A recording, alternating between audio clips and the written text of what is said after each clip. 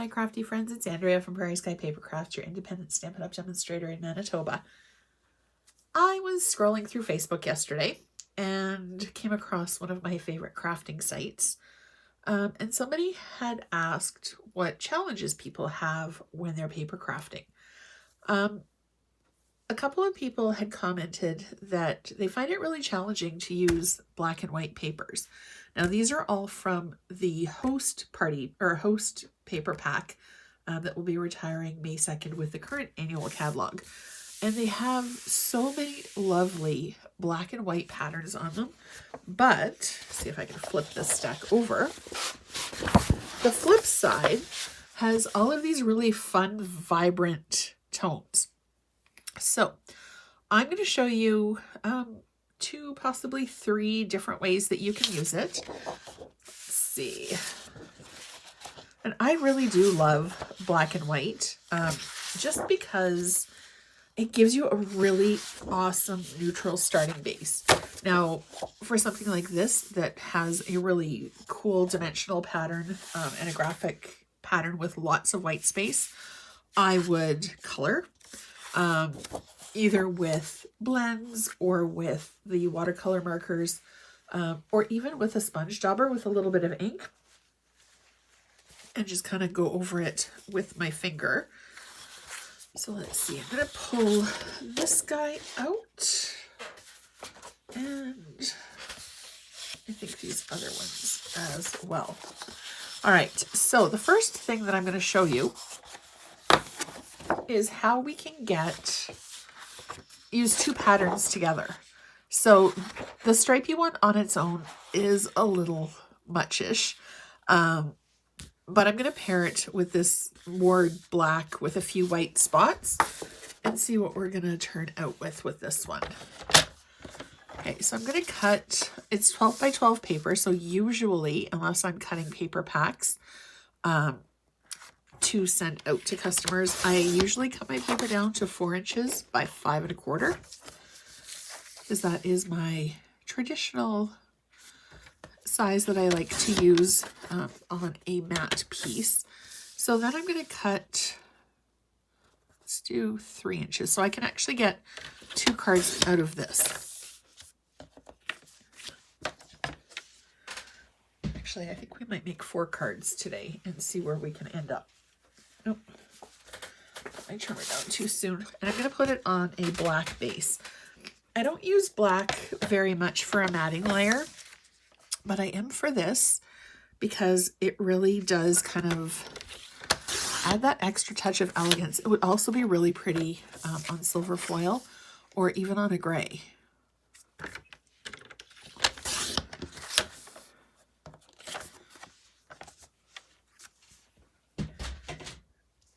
All right, grab our tape. So then I've got the 2 smaller pieces, the 2 larger pieces. So this one, I'm going to do the larger one on the bottom. Oops. And of course I'm out of tape. So I'll grab my old standby here. I've got about 3 different kinds of tape on my table. My ATG gun is never very far and perfect for paper emergencies. So then we're going to do this. Actually, we're going to do one, the other one we're going to put on the white and see what the difference looks like with this. Now, I haven't punched or die cut any sentiment pieces, but you could do it black. You could actually white with black, like triple layer, so black, white, black. Or no, white, black, white, because you can't see stamping unless you emboss. Anyway, or you could do a color layer just to bring a pop of color. So whoever you're giving the card to, whatever their favorite color is, I would totally do that. And I cleaned off my craft desk this weekend. It is amazing. I can actually put my entire trimmer onto my desk completely flat without any overhang. I mean, I do usually have an overhang anyway because it's just kind of how I roll, but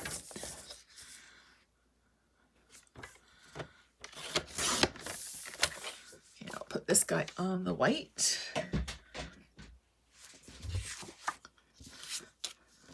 And if you wanted to as well, you could do color. I probably wouldn't do the two stripes together. But the hearts with the dots would be super cute. But we'll do it stripey and dot.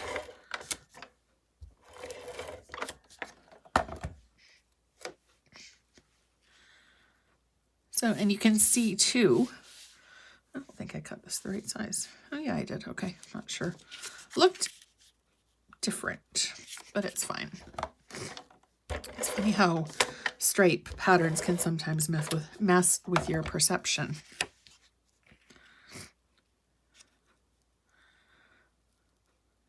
So you can see it actually does look a little different on the white versus the black. The black kind of blends a little bit more while the white lets it pop just a little bit.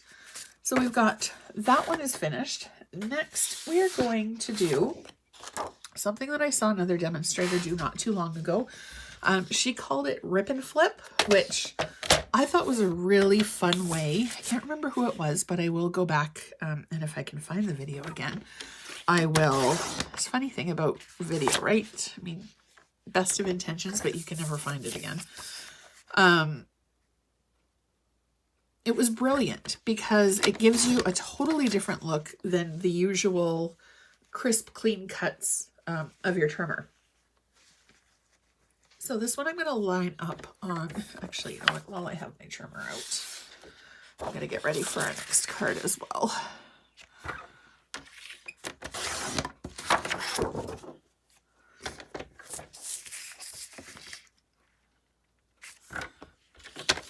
Okay.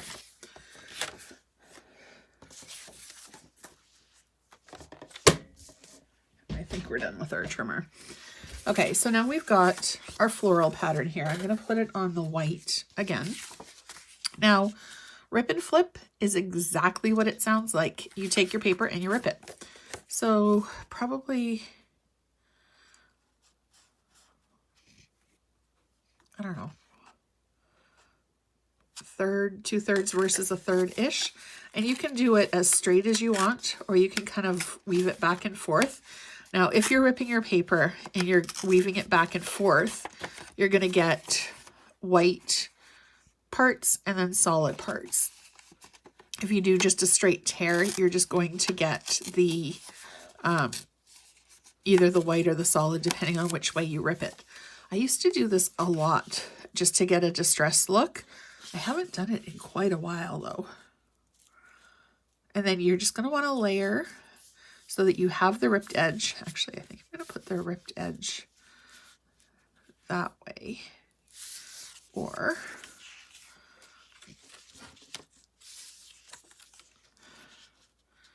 actually, we're going to do it like that. So we can either leave our, oh my gosh, I lost the train of thought. We can leave our flowers white, or if you wanted to, again, you could color them in. I'm trying a little bit more basic today, just in case you don't have a ton of supplies. So put our flower, actually we'll put our flowers on the bottom. And I love black and white paper too, because there isn't usually a direction with it.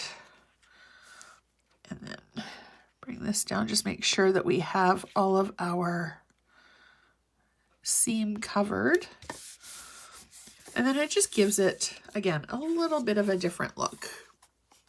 So then you could go over it, color it, add a sentiment, a little bit of Wink of Stella maybe, and you're good to go. Now we're going to color a bit. So this paper just has the dots. It's very plain, very simple. A little bit of floral pattern on the other side, but I'm going to bring in my Stampin' Blends. And I think I'm going to do blues. So I'm going to pull out all of my blends. All right, this is all the blues that I have, and I think Seaside Spray is one that I have that's retired. So we're just going to quickly, and because this isn't, the pattern isn't terribly linear, the circles aren't perfect, you can just go ahead and give it a quick little swoosh with the marker. This shouldn't take very long to color at all. And again, you can totally customize this to the person that you're giving it to. Now, of course, with your blends, you want to hear that pop when you go to close it. And you don't have to do all of them either. You can just kind of piecemeal it together as you go. You might want to leave a little bit white. If you have some colored bling, you can put those over top of the circles instead. And because they're small, it's not taking very long at all to get this done.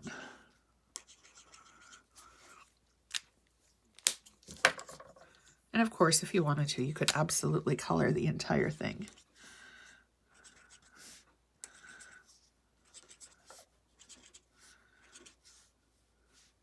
I find coloring incredibly relaxing.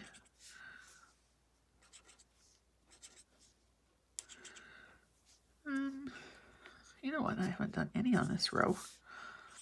There we go.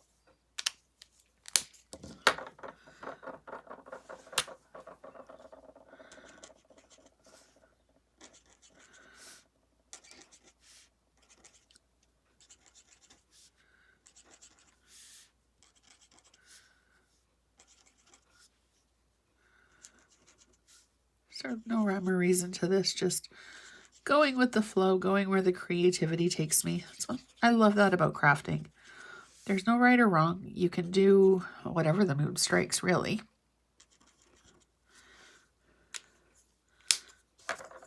And then we'll bring in this.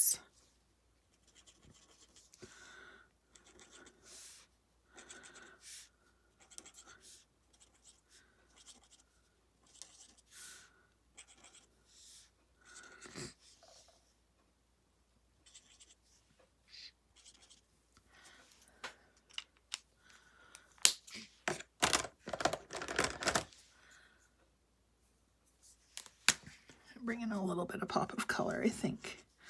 Just a little bit of red.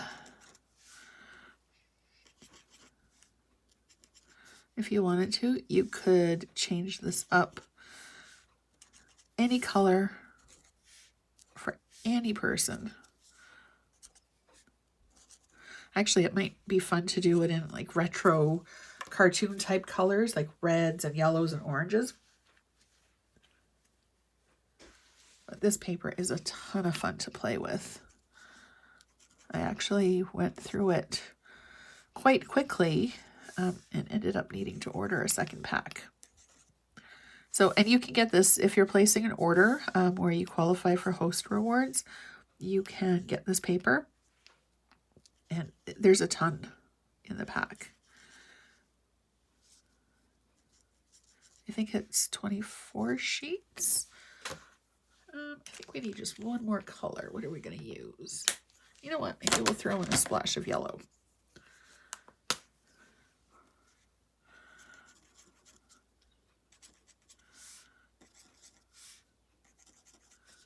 Totally intended to only do blue, but I'm just going to go with the flow and see where we land. It's kind of what I do best, I think.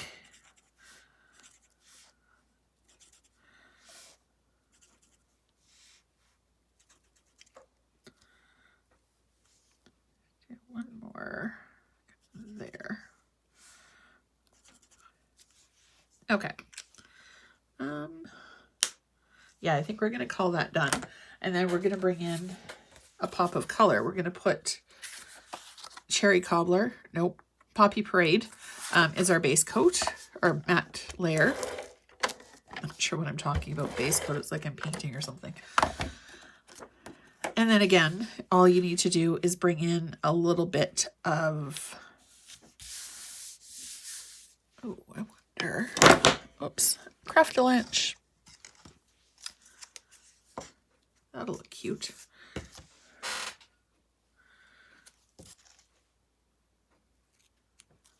I don't use ribbon a whole ton because I'm not very good at it, but all I'm going to do is bring it in, give it a quick knot. If my fingers will cooperate today. give it a knot and a pull. And we're just going to trim, cut in half. And then do a strip across, lay it down.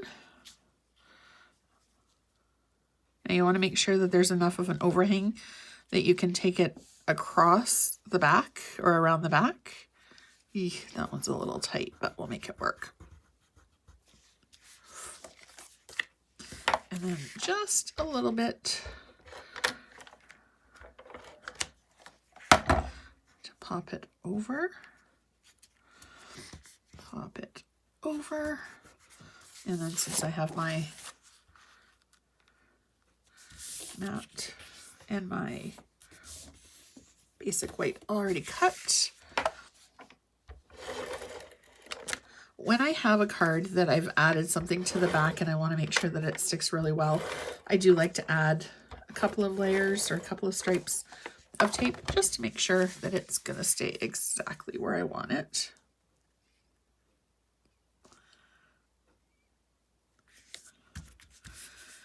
Okay, and then I'll grab my scissors. As I said earlier, I cleaned off my craft desk and I tied ribbon onto my scissor finger holes, and I've looped them on a metallic, I've got metal legs on my table. So I have a hook that I have attached to my table so my scissors can hang right off. And in theory, especially with these, whoops, these tiny little scissors, in theory, I won't lose them again. Those ones tend to go AWOL quite a bit. All right, so there's our card. We've done 4 cards fairly quickly. This one's actually probably my favorite. And then all that they need to do to be finished is to add a little bit of color with a sentiment layer, maybe a little bit more ribbon on these two, and then attach it to a base, and they're good to go. Thank you so much for watching. I really appreciate it, as always. Don't forget to hit subscribe down below so you're notified every single time a brand new video comes up. And also, if you would like to get some weekly inspiration into your inbox, the link down below for my email newsletter as well. Thank you so much for watching. I really appreciate it, and I hope you have a great rest of your day. Thanks so much.